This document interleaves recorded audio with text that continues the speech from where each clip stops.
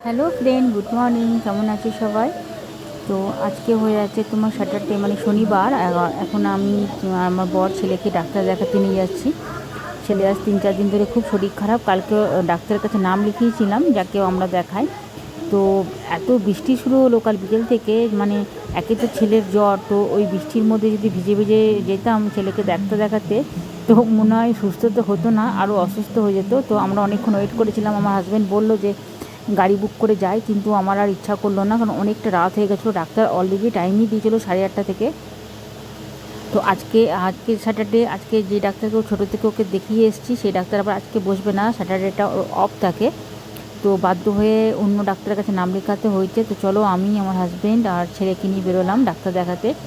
মানে আমাদের বাড়িতে যেহেতু ছেলেই মানে পুরো ঘরটা মাতিয়ে রাখে, 3 দিন ধরে যেহেতু ও বিছানায় পড়ে আছে, সেহেতু পুরো ঘরটাই মনে হচ্ছে কেউ নেই, এতটা খারাপ লাগছে। আর আমার বাড়ি থেকে বেরিয়ে হাইওয়েতে চেপে গেছি।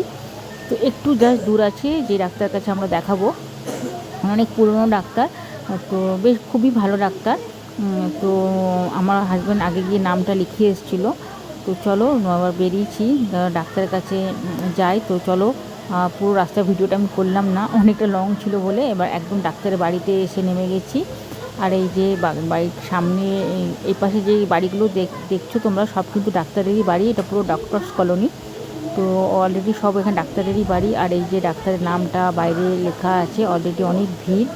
তো যেহেতু এই ডাক্তার কাছে যদি আমরা মানে আরও আগের থেকে যদি মানে ঠিক করতাম যে নামটা লেখাবো, তাহলে হয়তো মানে একটু নামটা আরও একটু আগে হতো। আর এদিকে আমার হাজব্যান্ডের ডিউটিরও কল হয়ে যাওয়ার কথা আছে। তো খুব ঘোরাঘুরি পাড়াপাড়ির মধ্যে আমরা এসেছি। এসে দেখছি প্রচুর ভিড় আছে, দেখো বেশ ভালোই ভিড়। আর সামনে একটা ওয়েটের মেশিন আছে। তো আমার ছেলে সমানে বলে যাচ্ছে যে ওয়েটের মেশিনে চাপো, ওয়েট করো, দেখো কত ভিড়। মানে অনেক দূর দূরান্ত থেকে লোক এসেছে। তো আমাদের নাম, আমার ছেলের নাম আর কি 13 নম্বরে আছে। তো জিজ্ঞেস করলাম, তো বলছে 9 নম্বর চলছে, একটু ওয়েট করতে হবে। আর এই যে ভিতরে ছেলেটা বসে আছে।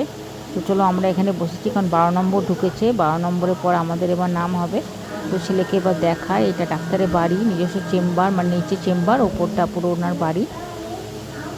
তো দেখিয়ে নিই, চলো, দেখানোটা হয়ে গেছে। এবার আমরা বেরিয়েও গেছি ডাক্তারের বাড়ি থেকে। অনেকটা লেট হয়ে গেছি, প্রায় 1.5 ঘন্টার মতন ভিতরে কিন্তু আমরা ওয়েট করছিলাম। তো আমার ছেলে এবার বেরিয়েই বলছে এই খাবো, এই খাবো, সেই খাবো। আর প্রচণ্ড কড়া রোদ হয়েছে, আমার তো মনে হচ্ছে যে বাড়ি যেতে পারলে এবার বোধহয় বাঁচি।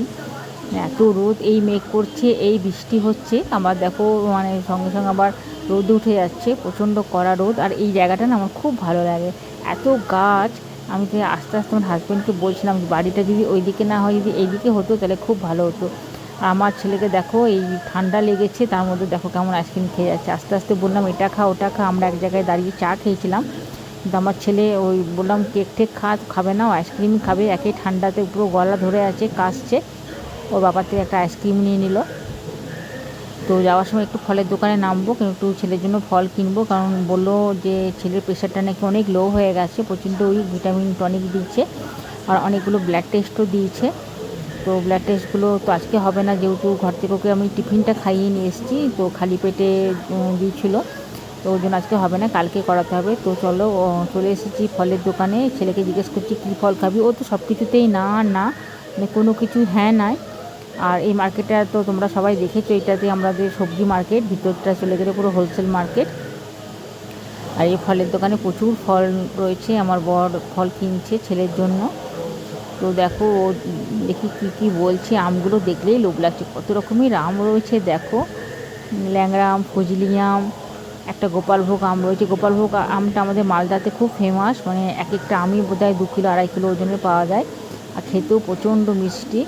তো ওকে জিজ্ঞেস করে করে ফলটা নেওয়া হলো, ওর পছন্দেরই ফল নিলাম, কারণ ও যেটা খেতে ভালোবাসবে সেটাই নিলাম, ওর জন্যই ফল নেওয়া। নিশ্চিত তো বাড়ি থেকে কিন্তু ও খাবে না, এটা খাবো না, ওটা খাবো না, সেটা খাবো না করতে থাকবে। আর আমার বলে এই যে বাচ্চে ফলগুলো একটা একটা করে। তো চলো, অলরেডি বাড়িতেও ঢুকে গেলাম। ফলের ব্যাগটা এত পাতলা দিয়েছে, আমি গাড়িতে কোনো রকম ধরে নিয়ে এসেছি। মানে এই বোধহয় প্লাস্টিক ফেটে গেল, এই বোধহয় প্লাস্টিক ফেটে গেল। আর ওইদিকে আমার শাশুড়ি মা যে আজকে মাছের মাথা দিয়ে মুড়ো ঘন্ট করে রেখেছে, তো আমাকে দেখাচ্ছে যে যেহেতু আমি বাড়িতে ছিলাম না। আর মাছটা এই যে মাইক্রোওভেনে আমি ভরে দিয়ে গেছিলাম, করে অলরেডি মাইক্রোওভেনেই করেছিলাম, খুব তাড়াহুড়োর মধ্যে মাছটা আমি করেছিলাম। ওটা মাইক্রোওভেনেই থেকে গেছে, তো ওটা বার করে রাখলাম। ফলগুলো দাঁড়াও এই ঝুড়িটা করে বার করে একবার ভালো করে ধুয়ে নিই। আর পেঁপেটা বলছে এখন খাবো না, কিছুই খাবে না বলছে।